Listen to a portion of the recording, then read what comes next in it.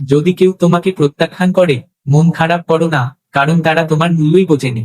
সব সময় শান্ত থেকো, এটাই তোমাকে জীবনের ভিতর থেকে শক্ত করে তুলবে। কারণ লোহা ঠান্ডা অবস্থায় সবচেয়ে শক্ত হয়, কিন্তু গরম অবস্থায় যে কেউ যে কোনো আকৃতি বানিয়ে নিতে পারে। তোমার ভেতরেও সেই শক্তি আছে। এই 7টি গুণ যে কোনো বিপদে তোমাকে রক্ষা করবে। তোমার জ্ঞান, তোমার নম্রতা, তোমার বুদ্ধিমত্তা, তোমার অন্তরের সাহস, তোমার সৎকর্ম, সত্য কথা বলার অভ্যাস এবং ঈশ্বরের বিশ্বাস। কানহা বলেন, মনকে এত ছোট করো না যে আপনজনরাই তোমার থেকে মুখ ফিরিয়ে নেয়। সেই সময় আমি তোমার পাশে থাকবো। কাউকে এতটা নত হও না যে সে তোমাকে করে যাওয়া মানুষ ভাবে। মানুষ তখনই তোমাকে সম্মান করবে যখন তুমি তাদের মতোই উপেক্ষা করতে শেখো। কঠিন সময়ে মানুষ একা হয়ে পড়ে, কিন্তু এই কঠিন সময়ে ঈশ্বরের বিশ্বাস আরো মজবুত হয়। ঈশ্বরে বিশ্বাস রাখো, যেমন একটি শিশু যাকে যদি আকাশে ছুড়ে দাও সে হেসে ওঠে। কারণ সে জানে তুমি তাকে কখনো করে যেতে দেবে না। সবচেয়ে গভীর সম্পর্ক হলো সেটা যেটা আমাদের কাঁদায়, আর সবচেয়ে দুর্বল সম্পর্ক সেটাই যেটা কাঁদিয়ে ফেলে চলে যায়। আর সবচেয়ে বড় সম্পর্ক হলো সেটা যেটা খারাপ সময় পাশে দাঁড়ায়। কানহা বলেন, যে অনুভূতি বোঝে সেই আমাদের, আর যে অনুভবের বাইরে সে অপর। যে দূরে থেকেও আপন, সেই সত্যিকারের আপন। আর যে পাশে থেকেও মন থেকে দূরে, সেই পর। যে বারবার নিজের ভাগ্যকে দোষ দেয়, সে বোঝে না কর্ম ভাগ্যের চেয়েও বড়, আর সেটা তার নিজের হাতে। যে অন্যের আচরণ থেকে শিখতে পারে, সেই জ্ঞান। সে তুলনা করে না, হিসেবও করে না। এই পৃথিবীতে কেউ কারো প্রতি সত্যিকারের সহানুভূতিশীল নয়। চিতা ঘরে মৃতদেহ রেখে মানুষ শুধু ভাবে কতক্ষণ লাগবে। দুঃখও দরকারি, কারণ তবেই জীবন পূর্ণ হয়। শুধু সুখ মানুষকে শক্ত করে তোলে না, আর জীবনের দুই দিকের মুখোমুখি হতে শেখায় না। মা ও বাবা পৃথিবীর একমাত্র দুইজন যারা চায় তুমি তাদের থেকেও বেশি সফল হও।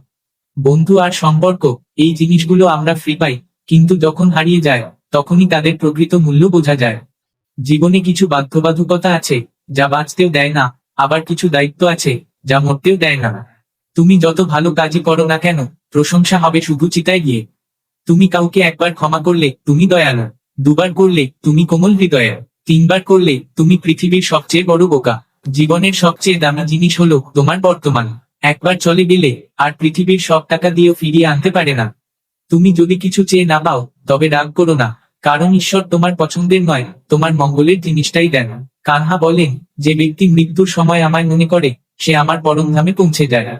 মানুষ যখন তোমার নামে খারাপ কথা বলে, তখন কষ্ট পেও না, কারণ ওটাই তাদের একমাত্র উপায় তোমাকে গুরুত্ব দেওয়ার। কানহা বলেন, আমি পৃথিবী, আমি অগ্নির সুগন্ধ, আমি অগ্নির উত্তাপ, আমি সমস্ত প্রাণীর প্রাণশক্তি এবং আমি সাধুদের সংযম। যেমন জাহাজ সাগর পার করায়, ঠিক তেমনি সত্যই স্বর্গে পৌঁছানোর একমাত্র সিঁড়ি। আমরা বললেও শোনেন, তাই তিনি ঈশ্বর। আমরা না বললেও শোনেন, তাই তিনি শ্রদ্ধা। সম্পর্ক শুধু তাদের সাথেই গড়ে ওঠে যাদের সঙ্গে আমাদের আগের জন্মের কোনো যোগ ছিল। না হলে এই হিরেকে কাকে চেনে? অস্ত্র কেবল দেহকে আঘাত করে, আর কথা প্রাণকে। জীবনের অর্ধেক দুঃখ বড় আশা রাখার ফল। এই আশা ছেড়ে দাও, দেখো জীবন জুড়ে শুধু সুখ। কৃষ্ণকে নিজেরই প্রতিদিন অর্জুন হতে হয়, নিজের জীবনের রথের সারথি হয়ে মহাভারত যুদ্ধ করতে হয়। যে মানুষ ফলের আশা না করে কাজ করে, সেই মানুষই জীবনে সফল হয়। অহংকার ও প্রয়োজন জীবনে যখন কথা হয় অধিকার, চরিত্র আর সম্মানের। একজন মানুষের খাদ্য হওয়া উচিত সাত্বিক ও সুষম। যে জানে না কি খাবে, কতটা খাবে, কোথায় খাবে আর কিভাবে খাবে, সে জীবনে উচ্চতায় পৌঁছাতে পারবে না। যে নিজের চারপাশের দুনিয়াটাকে বোয়ে না, তার কাছে সবকিছুই খারাপ লাগে। এই মানুষটি খুব দ্রুত বিস্মৃতির তলে চলে যায়। একজন নিরীহ মানুষকে প্রতারণা করা, ইচ্ছা করে কষ্ট দেওয়া, এটাই পৃথিবীর সবচেয়ে বড় পাপ। যদি দুঃখ থেকে মুক্তি চাই, তবে যেটা ঈশ্বর দিয়েছেন তাতেই খুশি থাকতে শেখো। সবাইকে সেবা করো, কিন্তু কারো থেকে কিছু আশা করো না, কারণ সেবার আসল পুরস্কার মানুষ না, ঈশ্বর দেন। ভুল করাটা স্বাভাবিক, মেনে নেওয়াটা সংস্কার, আর সংশোধন করাটা চরিত্র। মানুষ ঘর, সম্পর্ক, বন্ধু সব পাল্টায়, কিন্তু নিজেকে পাল্টায় না বলেই সে দুঃখী থাকে। ঈশ্বরকে সন্দেহ করো না, যদি তুমি শাস্তি পাচ্ছ তবে নিশ্চয়ই কোনো ভুল হয়েছিল।